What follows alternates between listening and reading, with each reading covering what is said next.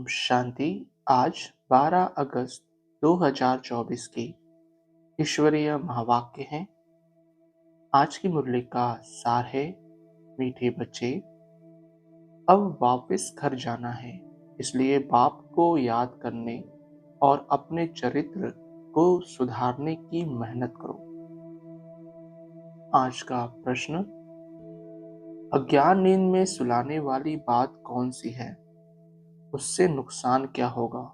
उत्तर, कल्प की आयु लाखों वर्ष कहना, यही अज्ञान की नींद में सुलाने वाली बातें हैं। इससे ज्ञान नेत्रहीन हो गए हैं, घर को बहुत दूर समझते हैं।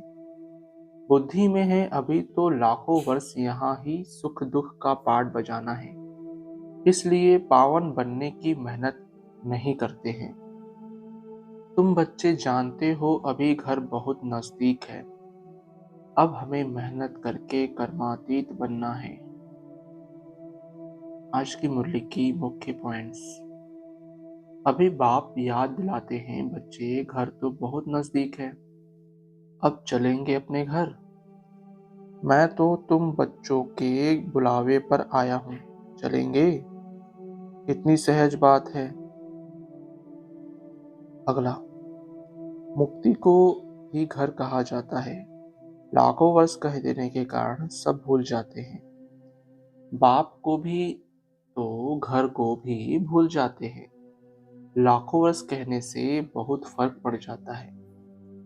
अगला, अब बाप कहते हैं, बच्चे घर तो बिल्कुल नजदीक है, अब मैं आया हूं तुमको ले चलने। घर चलना है परंतु पवित्र तो जरूर बनना है। गंगा स्नान आदि तो तुम करते आए हो, परंतु पवित्र बने नहीं हो।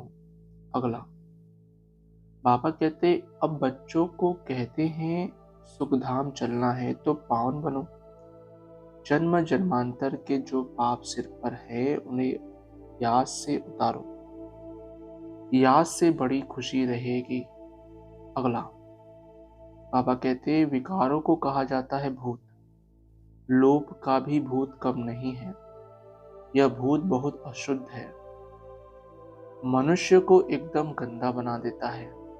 लोभ भी बहुत पाप कराता है। 5 विकार बहुत कड़े भूत हैं, इन सबको छोड़ना है।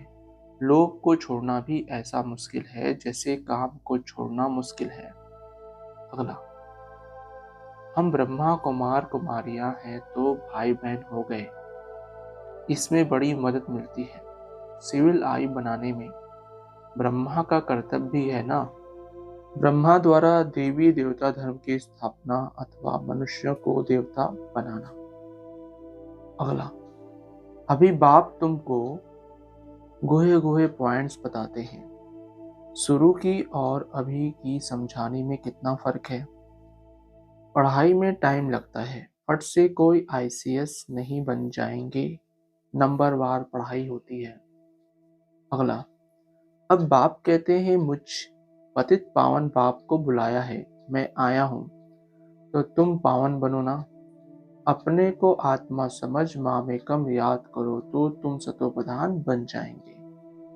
धारणा के लिए मुख्य सार। पहला, नर से नारायण पद प्राप्त करने के लिए बेहद के बाप से बेहद का पाठ पढ़कर दूसरों को पढ़ाना है, आप समान बनाने की सेवा करनी है। दूसरा, लोभ मोह की जो रगे हैं उनको निकालने की मेहनत करनी है। अपने चरित्र को ऐसा सुधारना है जो कोई भूत अंदर प्रवेश होने न पाए। वरदान, भगवान और भाग्य की स्मृति से औरों का भी भाग्य बनाने वाले खुशनुमा खुशनसीब भव। स्पष्टीकरण, अमृत वेले से लेकर रात तक अपने भिन्न भिन्न भाग्य को स्मृति में लाओ और यही गीत गाते रहो, वाह मेरा श्रेष्ठ भाग्य। जो भगवान और भाग्य की स्मृति में रहते हैं वही औरों को भाग्यवान बना सकते हैं। ब्राह्मण माना ही सदा भाग्यवान, सदा खुशनसीब। किसी की हिम्मत नहीं जो ब्राह्मण आत्मा की खुशी कम करे। हर एक खुशनुमा, खुशनसीब हो। ब्राह्मण जीवन में खुशी का जाना असंभव है। भल शरीर चला जाए लेकिन खुशी जा नहीं सकती। स्लोगन: माया के झूले को छोड़ अतीन्द्रिय सुख के झूले में सदा झूलते रहो।